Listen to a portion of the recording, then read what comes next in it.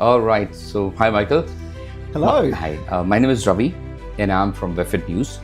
First of all, I want to thank you for your time and the ease. You understood what we wanted to do, and we wanted to speak, and you agreed for your time. So, thank you so much. Pleasure. Yeah, yeah. So, what was going on in your mind, when you saw that email? That okay, who these guys are and why are they trying to, reach to me and speak to me? What do you thought? Sure. Well, what I tend to do when I get a request like that is to have a little bit of a look at what you do. Right. And when I did that, I could see that you've been really active in terms of connecting with people in the community to have conversations about what's happening out there, what the issues are for people, what are the different ideas that people have for how we can make things better and change things where they needed to change. And I thought that's a really great initiative, and I'd be happy to talk. Thank you so much. I appreciate that. Yeah. Now, I want to begin with very lighter note. Michael, labor, Roskill. If three words, gets into your head, what comes out? Oh, okay. Well, that's been my life for quite a long time now. I was first elected to a role in this community back in 2010 onto the local board. So that's been about the last 15 years or so of life, and then later as an MP, and now working in the community of trying to apply my values as someone who loves this place and has Labor Party values to trying to make this a better place for people to live. So those are all things, both Roskill and Labor are things that are really important to me. And, I hope that by me coming into that mix, I can try and make a positive difference for people at the individual level and for the community as a whole. Right. Thank you so much for that. I was just trying to break the ice, and you passed the test. Thank you so much for that. I was doing a kind of a homework. Obviously, it's good to do your homework before you speak to someone. So I was just trying to understand, what do Mount Roskill residents remember most about your time in office? Well, you'd have to ask them that question, but what I would hope they might remember is that I tried to be a member of Parliament who was really accessible. So, before me, I worked for many years for Phil Goff. And so like him, I just tried to spend as much time as I could at the street level, meeting with people on the local street corner with my van, holding mobile clinics, being present at events, just walking and biking around the place. And I was taking the bus, so I always found when you did that and you were accessible, people would have a word to you and they'd say, hey, did you know that the footpath is cracked on my street, and is that something you might be able to help out with? So I tended to find that just by being present, you could be a better representative. You knew the place more and people could talk to you. So I hope that people felt that way. And then secondly, I hope that people felt that as well as just being there, I was able to actually go in to bat for people and to fight for them and to get some wins on behalf of the community. And that's something I feel strongly about, that the purpose of politics is not just to turn up and take a selfie. It's to find out what the issues are and then to change stuff that needs to be changed, whether it's a little local issue like getting a new bus stop. That's what I did on a few occasions. Some local people would say, hey, we want a nice bus shelter. Or whether it's bigger issues that need to change to make life better for people. I prided myself on going in and fighting for people. And you don't always win, but if you don't try, you never know. Never know. Right. Thank you so much for that. And I still see that a lot of powerhouse is still remaining, and you're just willing to do and help people, which is really great to see that that energy still there, and you just want to come out and help people. Appreciate that. Yep. Now, how are you engaging with the community now that you are out of the parliament? And the way you said, you are talking, you're trying to, stand in one corner and to understand. Now, is there any other approach you have in your mind which you are yet to implement in terms of connecting with the community? Well, one of the things that I've done over the last couple of years since finishing in parliament has been to set up a local community organisation called the Mount Roskill Community Association. And it's about trying to be an advocacy body for this community to make sure that the issues and concerns of Mount Roskill get heard by decision makers, and to provide people in this community with support where they need it. And so when we started setting up that organisation, we went out and talked to a lot of the very active groups in Mount Roskill and said, well, what do you think are the biggest issues that people face in our community? And the number one thing that came out on the top every time we talked to people was housing. Okay. And so through the Mount Roskill Community Association, we've put a lot of energy into trying to support people with their housing needs. And so one of the things we've done there has been to set up mobile housing clinics in different parts of Mount Roskill, so that people can come and talk to us at a local church or community hall or the Wesley Community Centre, raise their housing issues with us and get support and advocacy to assist them. And sometimes we've had people who have been living in cold, damp, unhealthy homes and need some help in raising those concerns. Sometimes we've had people who have had people with very high levels of disability and need a different kind of housing to be able to live a healthy life with their family, and we've been able to go and try and provide support for those people. So that's one of the things, amongst others, that I've been focused on, is how do we provide that support in Mount Roskill, because if you don't have a decent, safe, healthy place to live, life can be pretty tough. No, definitely. And with that, one question arises, since you're talking about the housing, current housing market, you already know, right? So you think the Labour is somewhere responsible for this, or you think if your party, Labour Party, would have been in the power, the situation would have been different? Oh, I think in Mount Roskill it's very clear, because what Labour was doing in this community was getting stuck in and building homes, hundreds and hundreds of new homes built in Mount Roskill. Now, where we're sitting today, we're pretty close to the Mount Roskill South community, which is an example of one of the large-scale redevelopments that was funded and led under Labour. We built hundreds of new homes, state homes, affordable homes, market homes. We invested in new stormwater, new parks to build a great new community for people. We were starting to do that in other places like Waikowhai and Wesley. And many of the old homes had been cleared. We were going to move forward with the next stage. And as soon as this national government came in, they stopped that. And 2 years later, and you can tell I feel strongly about this, it's my own neighbourhood in Waikowhai. Half of our community is just empty sections because this government has neglected Mount Roskill and walked away from investing in the housing that we need. So, but at the time Labour finished, there was still more work to do, but we were underway. We were making progress here in Mount Roskill on that housing issue. Now, unfortunately, under National, it's stopped. And it's one of the other reasons we need to change next year. Exactly. Really, you have put in thought in that. Thank you for that. That makes a lot of sense. Let's see how things goes. Yep. Thank you so much. Now, what achievement makes you proudest, and what do you wish you had done differently? Yeah, well, perhaps in terms of the things that make me proudest, I can think of two things, one sort of smaller thing and one larger thing. The smaller thing I think of is a man who came to my electorate office, I think in late 2022, who was at that time living on the street.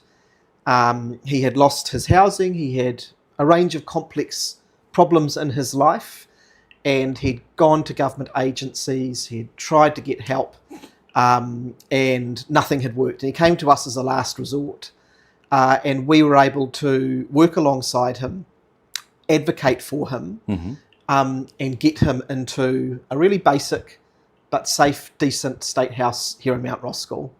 And I see this guy around sometimes. He's happy.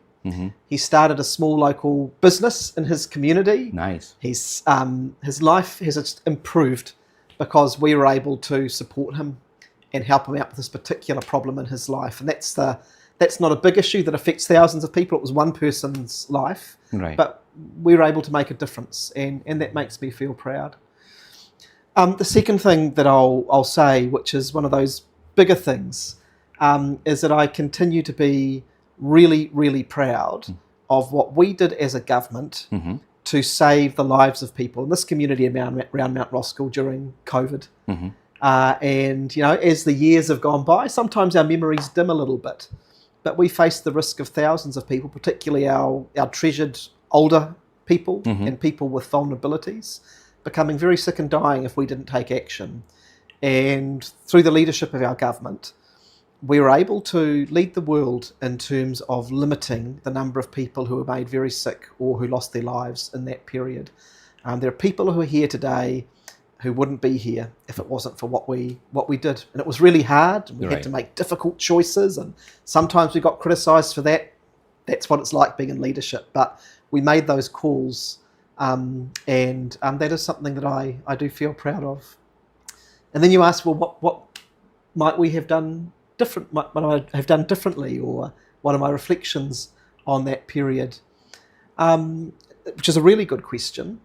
And I think one of the things that when I look back on that I would probably do differently, you'll be aware that for a period of that time I was the Minister of Transport, and we made great progress with a lot of projects. But by the time we finished in government, some of those bigger transformational projects hadn't been finished, and unfortunately they were then killed off by the incoming national government. Projects like light rail in Auckland, which would really open up the city and give hundreds of thousands of people access to great public transport like you get in the other great international cities. And one of the things I would do differently with that is I would start out by beginning to build that in shorter, smaller, cheaper stages, so that we made some progress more quickly and then moved on to the next part. And I think by taking that approach in the future, and I hope we get the chance as a Labour government to do that in the future, we'd potentially move forward with these projects in a way that would stop starting under different governments, which is a big problem. Right. Thank you so much for all these different sections of the question. I want to go back because for me, even a small thing matters. You said that the person walks into you and you helped him out. Now, what can we do, Michael, that even though Michael is not there, but there's a system, the person walks to the system, no matter which government comes and goes, and he gets the help. You said that he did try all of stuff, right? But it didn't work out. So what is the one thing which you have in your mind or can be done that we don't need a person, we need a system which can help? It's a really good question, and it's one I've thought about quite a lot. And what I tend to find is that in many of the systems that we have, they work pretty well for 90% of people. You maybe think about people who need support through work and income, children and young people in our schooling and education system, a sick person going into the health system. Often those systems are staffed by professional people who care.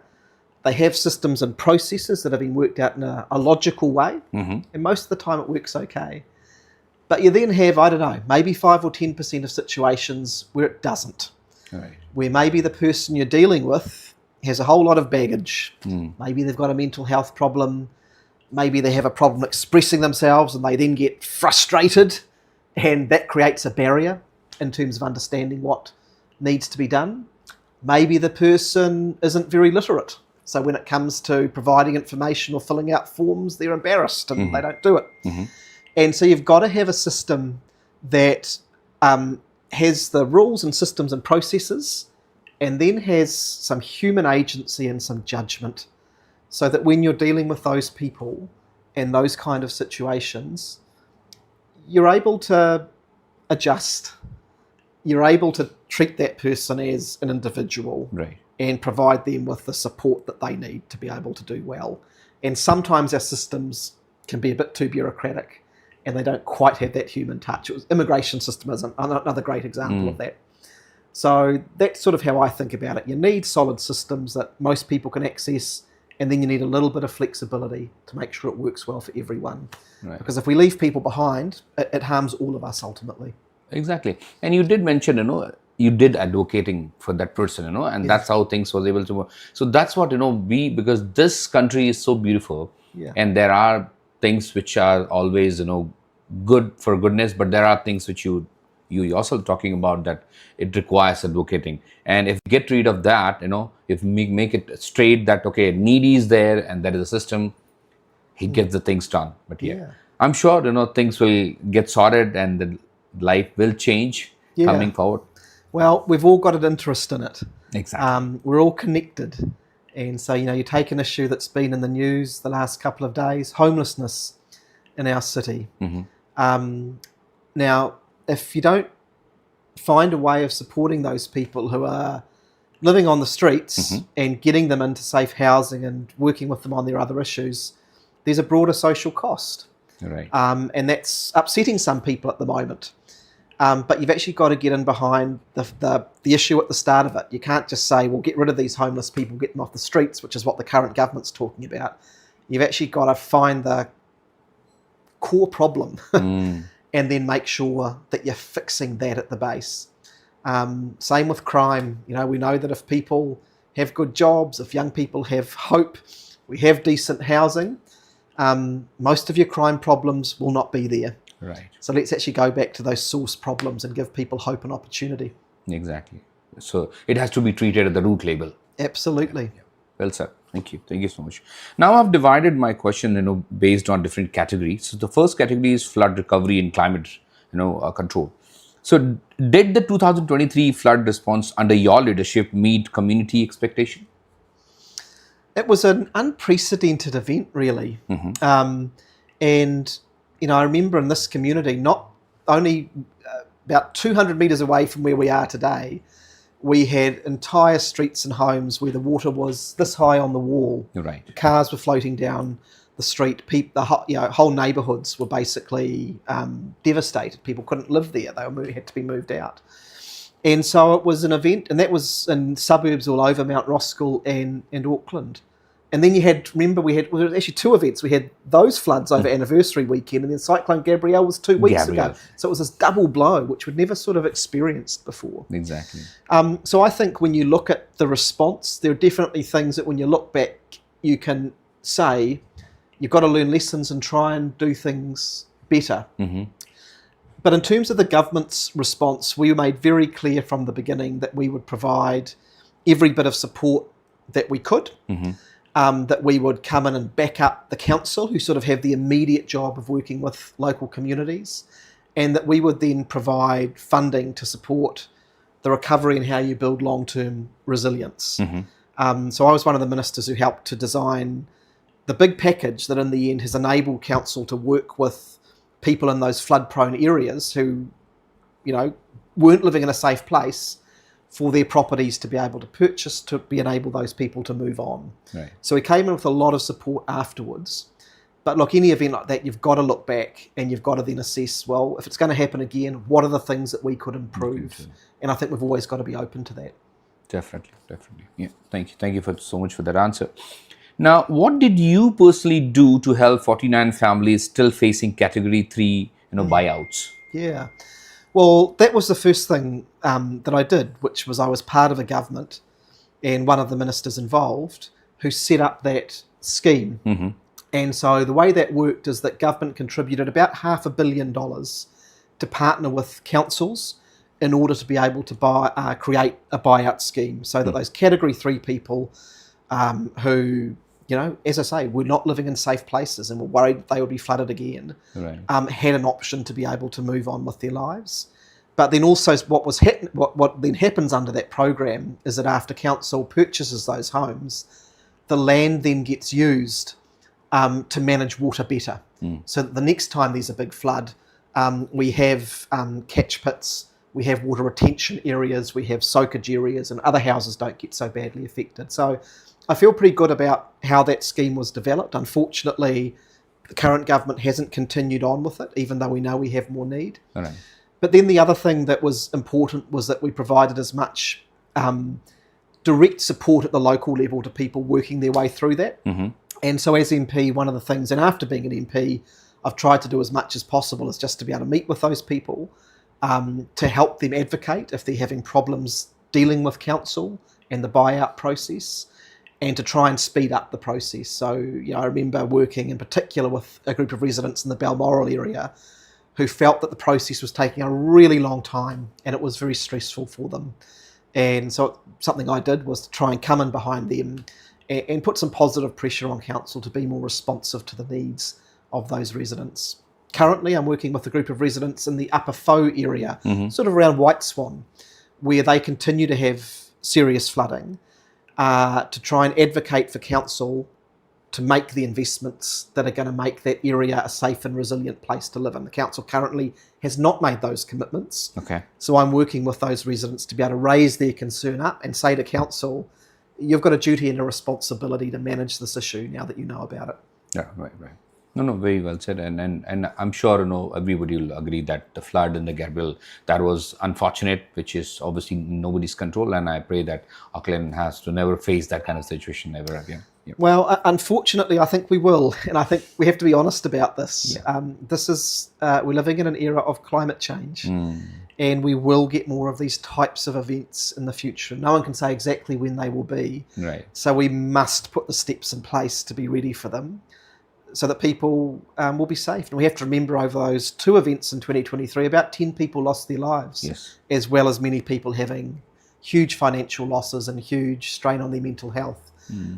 So we have to do the work now to be ready. And we also need to be doing the work to be mitigating climate change as well. We can't forget about that side of it. We don't want this problem to keep getting worse, and we've got to play our part there too. Right.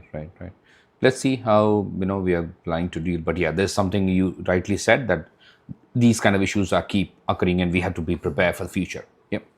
Thank you so much. So now we will be moving to transport and infrastructure. So why choose the hybrid tunnel, light rail plan instead of a surface line down Dominion Road? Yeah. So the way we went about that project was to assemble a team of people, a governance team of people, to really thoroughly look at what the best option was going to be. Most people in Auckland know that we need to significantly improve our public transport and have a quality linked up rapid transit system so that you can get on a bus or a train in South Auckland, East Auckland, Mount Roskill, Central City, wherever, and make joined up journeys. That's the only way we will fix congestion in the city. And so having a form of light rail along that central area from the city centre through Mount Albert, Mount Roskill, moving into South Auckland and towards the airport and all of the employment area there is one of the big missing links. And so when we set up the light rail organisation in 2020, we said to the independent group that we set up, we want you to go and do the technical work and tell us what you think is the best option. And they looked at a surface level option, a partially tunnelled option, and a fully tunnelled option. And it was led by a guy called Lee Orton, who was a former chief executive of Manukau City Council, 40 years of civil engineering and local governance experience. So really top quality people. And they came to the view and advised us that they thought that there were more benefits in a tunnelled option. Briefly, what those are, it's a much more efficient way of moving more people because you are not interacting with the roading system, which you are if you're at surface level. It's a quicker service and you have more capacity for the next 30, 40, 50 years if you have an underground system. Secondly, what you can do with that, you're not restricted to having to run on this road or that road. You can site your locations where there's going to be the greatest demand. So, for example, with that light rail route, one of the things we were planning on doing was siting a station in the Wesley area where there was going to be huge investment in new housing. So you have that additional flexibility if you tunnel as well. Costs a little bit more money, but you get bigger benefits, and it had a very positive cost-benefit ratio because of that. Having said that, all of the options were good options. A surface-level light rail option is also a good option, but it just works a little bit differently, and you get a different mix of costs and benefits. Yeah. So what I understand that even though if Michael would have not been there, anybody will take opinions, and based on the opinions, you choose what is the best. Works for. So it is not Michael's personal choice. It was based on the expert opinion. Yeah, that's right. You have to have, on a big project like this, you have to really do the work through a business case process to understand the costs and then the benefits. And then there are always different options. Right. And you have to have quality information on you, and then you have to apply some judgment to that. And as I say, our judgment was that we called it the hybrid model, which means it would be tunnelled from the city centre. And then at Mount Roskill, it would emerge and it would go at surface level along State Highway 20. And we felt that was a way of maximising the benefits that we got from it. And as I say, that would provide capacity for the next 50 years or so. And what it would also do, it would enable us to create a corridor where you significantly incentivise new housing and other kinds of investment, because it becomes a very desirable place for people to live if they know that they're near a light rail station and it's only going to be 10 minutes into the city or 15 minutes to the airport. So it gave huge benefits if we were able to get on with it. Unfortunately, the 2023 election came along and that project was cancelled by the incoming national government. But the issue won't go away. Aucklanders know that we need a linked up public transport system. And I'm sure that at some point in the future, and I hope it's fairly soon, we can come back to looking at those sorts of investments. Right. No, very well said, and it makes a lot of sense. Thank you so much for that. Now, before I get into the topic, I want to talk about the current affair which took place yesterday. There's Minister coming from Piyush Goyal coming from India, and I think you must have already heard that Prime Minister also Lakshman went to meet him. And so, what do you have to talk about the deal which is yet to happen between India and New Zealand? So, what is your thought about it? Well, I think there's a great opportunity for New Zealand to continue to make the relationship with India a more productive one for both parties. It's clear for me that over the last 5 to 10 years, there's been a lot of progress in this direction. But you've got to take it from a relationship point of view. And one of the things I'm cautious about is if you as a politician come out and say, we want a free trade agreement and we're going to get it within 2 years, you undercut the need to actually build relationships. You need to build relationships at the political level. You need to build relationships between officials. You need to really understand how you can land a deal and what the pressure points and difficulties are going to be. So that is my approach to these things. We want to get there. We want to continue to improve our trading relationship with India. It underperforms at the moment, given the huge community, Indian diaspora community we have in New Zealand. Given the warm relationships between the two countries, we can do more in this space. But there are real complexities. We know that as soon as you move towards a trade agreement, there are constituencies in both countries who might see that as challenging to their interests. Right. And so you've got to carefully work through these things. So I really support that work happening. It needs to be led at the political level, but we also just need to step through it carefully. I'd much rather that we got a good quality agreement that took, 3 or 4 years than a poor agreement that was just sort of a political sales job in 1 or 2 years. Right. We actually want it to be mutually beneficial for both countries. And I think we will get there.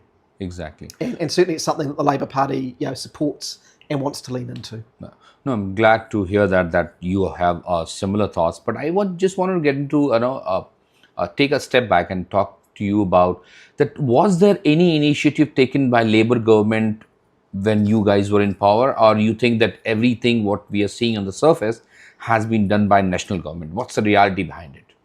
No, I think that the way that these relationships develop is they tend to develop over quite a long period of time.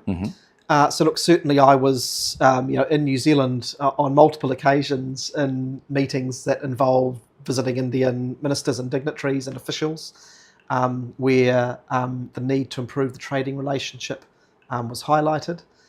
It was something that our Minister of Foreign Affairs under the previous government was interested in and involved in discussions around. But these things, they do take some time, and you have to build trust. And trade negotiations are also very resource intensive. And I've been at the table in international trade negotiations. They involve, but before you get to a point where you have two ministers sitting in a room talking about it, there will have been months and months and months of officials working through what are the issues that are going to be discussed, what are the difficult areas that you might want to talk about, and what are the things that you might want to park. Are these things agreed between the two parties? What is the outcome we want from these talks? So these things are very much a slow burn. And one of the things I always feel about with these sorts of issues about New Zealand facing out into the world is that we shouldn't play partisan politics with them. Okay. We should face out as New Zealand Incorporated as much as we can, as much as possible. These sometimes deals get signed by one government when the talk started 5 or 10 years ago under a previous government. And actually, we shouldn't get too much into the game of saying, that was me, not you. We should be, as New Zealand, saying, how do we advance our country's interests and work together? And that's certainly the approach I think we should take. Definitely. I understand that, and totally, which makes a lot of sense. And what I'm reading from what he said is like, if this deal go through it and there is something, potential getting signed, then it's not only national government who should get the credit. There was work being done in the background by the Labour government as well. That's what I understand. Absolutely, yeah. And I think you'll find that with most trade agreements that we get to, the work usually goes back years and years with these things. And of course, actually below the level of the politicians who are fronting the meetings, New Zealand, one of the things, great benefits New Zealand has is we have a group of extremely capable, well-connected, strategic officials who for years and years work away at the officials level to develop New Zealand's position on these issues and build relationships. And those people are there as governments come and go. And I've had the privilege of working with some of those people at different times. So we're very well served in that environment. And that's important for New Zealand because we're a small country, the bottom of the South Pacific. And we live or die on our ability to be able to trade with the world and to have productive relationships with the world. So that's the other thing I would say. Yes, political leadership's important, but actually you need to have that work going on at the next level as well. And that happens across different governments. Exactly. Thank you. Thank you so much for your input in that. That makes a lot of sense. Thank you so much. Now, coming back to what we were talking about, I think we spoke about transport and infrastructure. I don't want to get into it so much. I'll leave it some for next time. Now, since you already talked about housing and local planning, I want to talk about workplace relationship and local economy. So how did Fair Pay Agreement affect small Dominion Road businesses? Yeah. Well, of course, we never had fair pay agreements implemented. By the time the government changed in 2023, they'd been legislated for and they were just starting to get underway. But broadly speaking, I think they would have been of great benefit to our small businesses. And I'll tell you why that is. Go into any small business at the moment and ask them how things are going. And in 80% of the cases, what you'll hear back from small businesses at the moment is that it's pretty bad, actually. Right. Things are really tough. And you can see that in the empty shops and the businesses closing down and people just kind of hanging on. Now, why is that? It's because people have closed their wallets. We're in an economic situation at the moment in which most working New Zealanders, they've maybe lost some hours, maybe their partner's lost their job, they're worried about the future, and they're closing their wallets. They're not spending it getting a takeaway on Friday night or they've put off buying the next appliance and this kind of thing. What you actually need for small businesses are for your customers to be confident and have the ability to be able to come and spend with you. What fair pay agreements would do would be to set a level playing field so that people, particularly those on low and middle incomes, were getting paid fairly, that good employers were not being undercut, you didn't have a race to the bottom. And when you pay workers fairly across your society, you give them the ability to support the local economy. And so if you go somewhere like Australia, they have something that's pretty similar to fair pay agreements. It hasn't killed small businesses there. They do just fine. In fact, their economy has performed more strongly than New Zealand's over the last few years. So I think fair pay agreements from that point of view would have actually been of real benefit. And for the small business person who wants to do the right thing by their staff, it would, if they were included in fair pay agreements, it would create that level playing field. So FPAs basically would say that, across whether it's hospitality or retail or whatever the sector, here are the basic minimum standards for pay and annual leave and that kind of thing. No one's disadvantaged.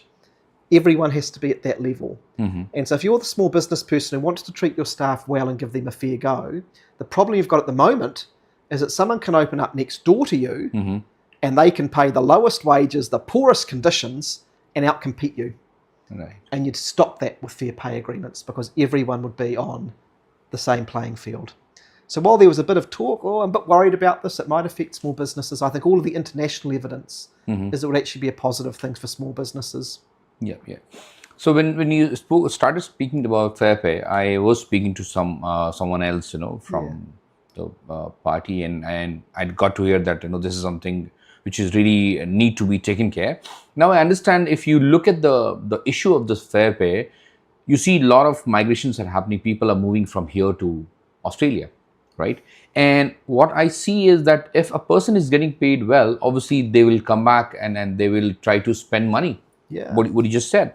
So I think these two things are interrelated. So we should be really working on the origin of the issue rather than just giving some subsidy or doing some other alternative which actually not work for a longer period of time. You're right? completely right about that. Yeah. We need to value people here in New Zealand and give them the incomes to be able to work here, build a life here, and keep their talents here in New Zealand. And you're quite right that at the moment we have huge sectors where people are going to Australia because they have systems a bit more like fair pay. Over there it's called the modern award system, but it's the same idea. You have a level playing field, a basic minimum standard across whole sectors that has kept wages and conditions up much better than New Zealand. And so, of course, that's attractive for some people. And look, for me, this is just about the fact that the reason I'm in the Labour Party is because I believe that work gives people meaning and dignity in their lives. You should be able to feel proud of the work you do. It gives you a sense of contributing to society.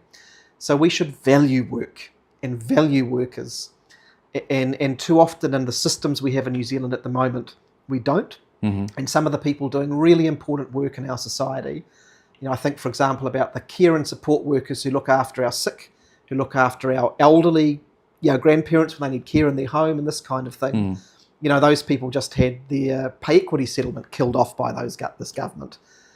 So you can understand why those people think, maybe I need to look somewhere else if I'm going to be valued. We need to value those people. And as I say, if we do that, it actually feeds through into the broader economy. I would rather we had working people being paid well and then spending that money in our local economies rather than giving big tax breaks to the very richest people in our society who chances are will spend it on overseas investments and trips and that kind of thing. Exactly. So, see, Michael, I understand, these things are not, won't change overnight. Even though, for example, if Labour Party comes in power tomorrow, you do not have a magic wand that you just move it and things will be. So what do you think, what are these 2-3 things which you think that your government will take in priority the moment you guys are in power and you're working on it, that it takes time, right? So what are those 3 things which you think that your government will prioritize? You have to provide clarity and you have to focus. You can't do everything at once. Right. And so we're very clear that an incoming Labour government will focus on housing, health and jobs. Okay. Those are the big 3 things that we hear from New Zealanders that they want to see change in. We continue to have this huge problem with people having access to decent, healthy, affordable housing. That needs to be a big focus. We have a health system which is in crisis. Doctors and nurses so frustrated that they're leaving the country. Full day strike last week. People having to wait months and months for surgery that they need. Doctors' fees of nearly $100. And we've announced policies that start to address that stuff, like the 3 doctors' visits and just today, free cervical screening for all women through the Medicard card as well. And then jobs. We've got to focus on the economy. This economy under National is going nowhere fast. Up to record unemployment of 5.3%, just announced yesterday. The government pulled back on a whole lot of infrastructure investment. It's provided no direction in this area. And what really worries me is we have 25% of our under 25s not in education, employment or training. And that's a recipe for social discord, for crime and all sorts of social problems. So really getting a focus from the government of getting people into work with a growing economy, into decent, well-paying jobs. That's always a mission of a Labour government, and it'll be one of the priorities if we're able to get re-elected next year as well. Right. So with that, one more question is coming into my mind. That, see, when Labour government was there, I used to visit GP. If I do not have an appointment, I still have to wait for say 3 to 4 hours, and still that continues. So how that is different from then and now? I'm just trying to understand. Yeah. Yeah. Yeah. Well, what we've seen over the last couple of years is that situation has definitely gotten worse. That we have people who sometimes don't just have to wait a few hours to see their GP, but literally have to book weeks ahead now. Right. We've seen a further flight of GPs out of the country to places where they feel like they're going to be treated better and be under less stress for what is an incredibly important job. And we've seen the costs continue to rise, as I say, to close to $100 in many of our major cities at the moment. And so what Labor has said through the announcement we made last week is that we are going to ask a relatively small number of New Zealanders who make a lot of money out of speculating on property to pay their fair share of tax like everyone else does, and every single dollar of that will go into improving our health system. It'll go into providing the free GP visits per year, but also it will go into providing greater support for our GPs so that they're able to build their practices, so that they're able to be remunerated on a fair and equitable basis from the government for the work that they do in our communities, and so that we're able to retain more of those people over time. And also making smart investments in things like telehealth and how we can responsibly use AI to help people with their health needs as well. So in addition to those doctors' visits, there's additional funding that will come from Labor into how we can continue to improve that system so that if you or your family member are sick, you're able to access a GP in your community and it's not going to break the bank. Exactly. And remember, the other point about that is it improves the whole health system because if people are able to see their doctor locally, they're not clogging up the emergency wards at the hospital, which is one of the other big problems at the moment. Right, right. No, I get that. Now, obviously, everybody is seeing the brain drain, the doctors, the nurses, they are migrating in big numbers. And I totally agree, the main difference is like earlier you used to get appointment within a week. Now you have to wait for 2 to 3 weeks. But do you think that the fair pay is going to solve this issue as well? I don't think that fair pay agreements on its own will solve that issue. And remembering that fair pay agreements won't immediately apply everywhere. They'll apply to groups of workers who say we would like to have a fair pay agreement. So some of the groups who indicated they would like that were groups like cleaners, security guards, bus drivers, supermarket workers. So predominantly what you were finding is that it was groups of workers who have been on quite low pay and for whom life is very hard, who are particularly saying we think there's a benefit in a fair pay agreement for us. But certainly there might be other areas where we have problems retaining people, where a fair pay agreement system and other policies will help to keep them here in New Zealand. And I think it will probably be a mix of policies. So the other one I mentioned briefly before is pay equity. And that is a big issue in the health system, where we have many health workers in female-dominated professions where the pay is much lower than it should be and probably lower than it would be if it was a male-dominated profession. And that's built up over many, many years. And pay equity was about fixing that and making sure that those people get paid fairly. And this government just ripped that process away overnight, no consultation, took away people's existing legal rights to take claims under that system. That's something that Labor has committed to bringing back as well. So I think a mix of policies, better investment back into our health system, bringing back pay equity, fair pay agreements, just listening to our teachers and nurses, not like this current government who seems to be picking a fight with them at the moment. I think that mix of policies, not overnight, but in time will help us to start dealing with some of these issues and keeping the people in New Zealand that we really need to have quality public services. Right. With that, you reminded me recently there was a PSA strike, which of course Labour government strike, took part in it. So what Labour government will do that these kind of strikes can be avoided?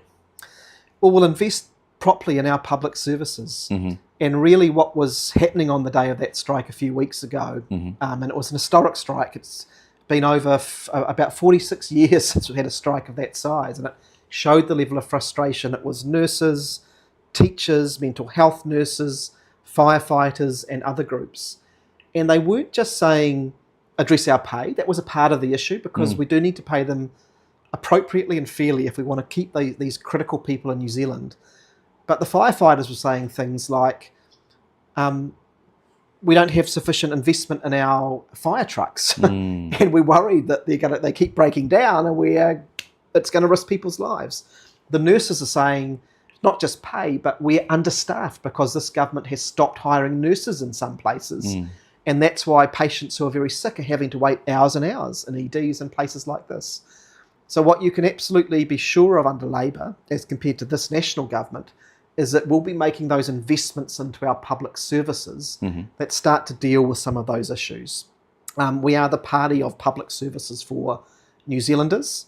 This government has deliberately and made a point of restricting the investment in those services, and instead has chosen to give tax cuts to mega landlords and tobacco companies instead of making those investments. We choose to invest in nurses and teachers, our health system, and our fire and emergency system instead of those areas. That's a big difference. Interesting, very interesting. Now I want to just make the moment a little lighter.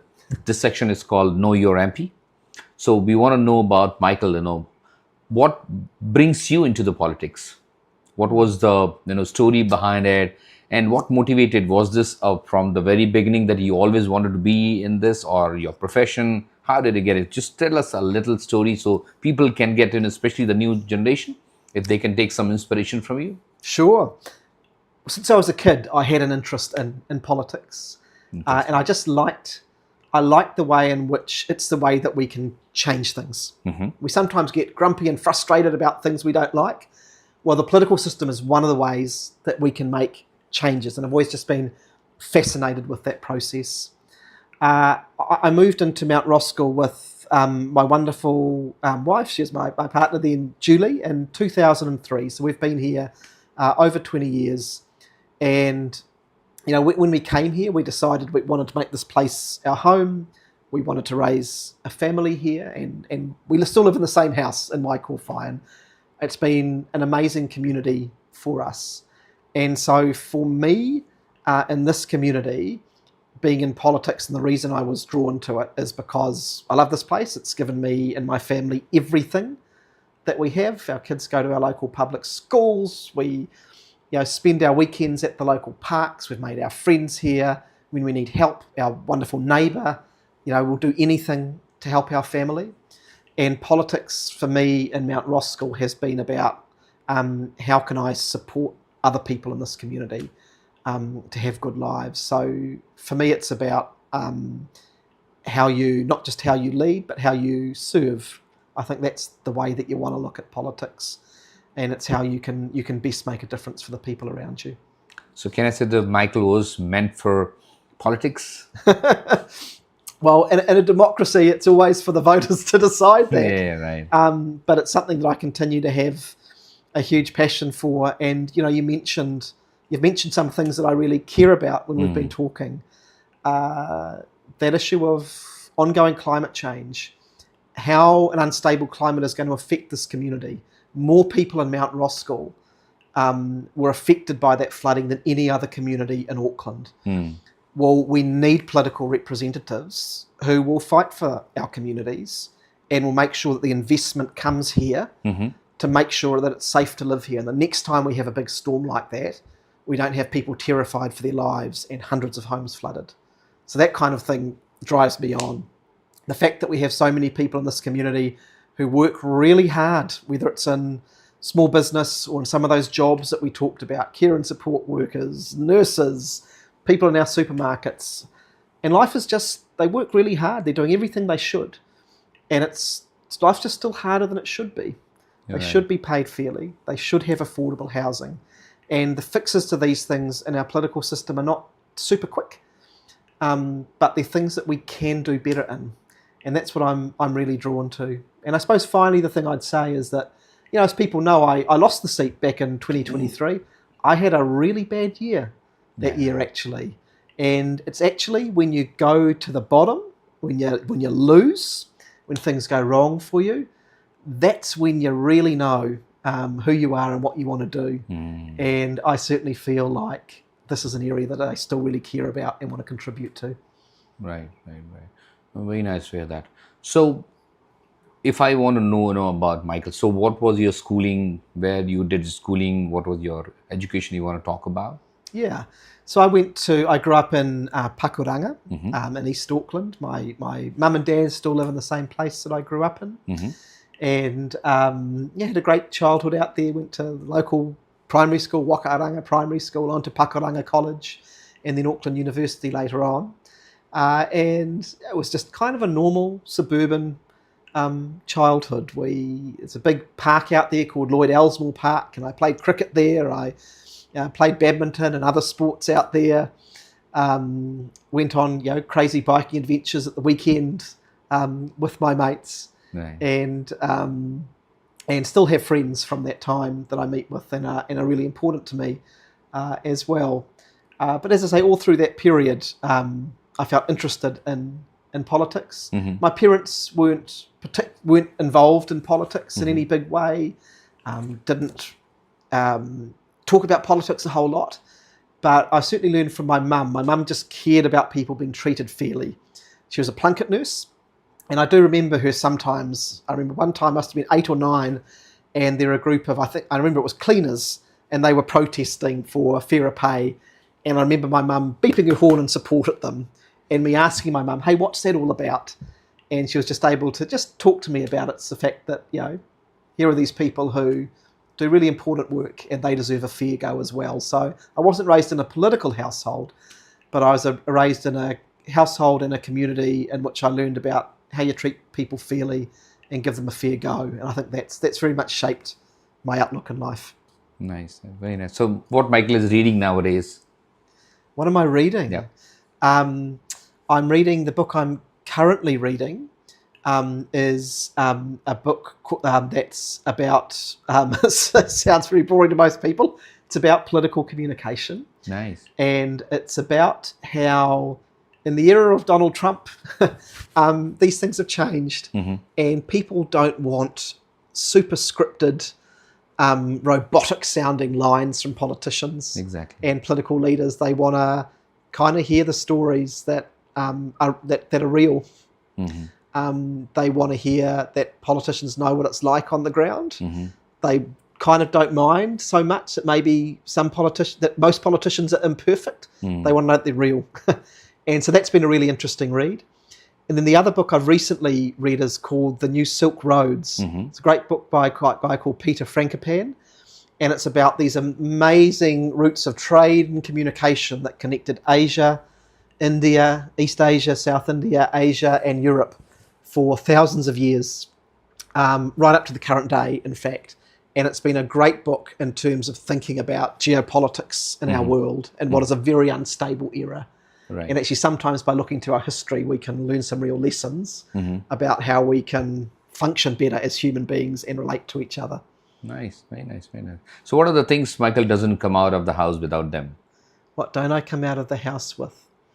Well, like most people, you're constantly on the go with your phone these days, right? That's how you keep in touch with your work and your family and other connections in life with you.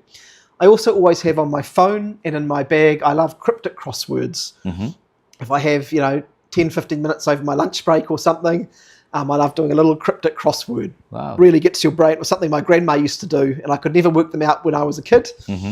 And I love doing them now. They just keep your brain ticking over and keep your brain working in a different way. And I just enjoy that as just a little bit of downtime through the day. So those are probably a couple of things that I bring with me. Nice, very nice. Yeah. What is the fun fact about Michael, which not many of you know, or so your close friends will be knowing about? Right. I love gardening. I think everyone needs to have something that just reconnects and grounds them, right? People have different things. And for me, it's my hands being in the dirt, and it's growing things. I just enjoy that process of seeing the cycle over the course of the year. Right. Sometimes it's the vegetable garden. I have a lot of roses out the front as well. And I love this time of year when you cut them all back over winter, you then feed them up, and now they're beginning to bloom into colour and life. And I find that that's a great reminder that you have good times in life and you have bad times in life. It's a cycle, and things, if you're down here, things do come up again. And gardening's a great reminder of that. Right. Thanks. And really nice to know about it. And I'm sure, we're going to, catch up you again, and we'll talk about more interesting topic about it. So what is your message for the WebFit News viewers who are listening and, reading about you? Sure. Hey, well, look, it's been great talking today. Really appreciate it. And I hope all of your viewers keep watching your shows and staying connected and learning a few new things. What I'd say to WebFit viewers is that we obviously head into an election year next year. It's going to be a really important one for our country. Right. I want everyone to participate in that, everyone to be involved. People will come to different views, but if we want our democracy in New Zealand to be strong, if we want to get the very best for everyone in our country, then we can't have people who sit back and disengage. We're so lucky to be here in a democracy. So make sure that you and your family are enrolled to vote. Have a think about the issues that you really care about and would make a difference to your family. Come and talk to people in politics about what you want to see. And when the time comes, make sure that you do get out there and vote. And if you want to see things change, obviously, if you're not happy with how things are going at the moment, I'll be out there campaigning for your vote for Labour, and I'd love to talk. No, definitely. And what Michael said, I want to rephrase about it.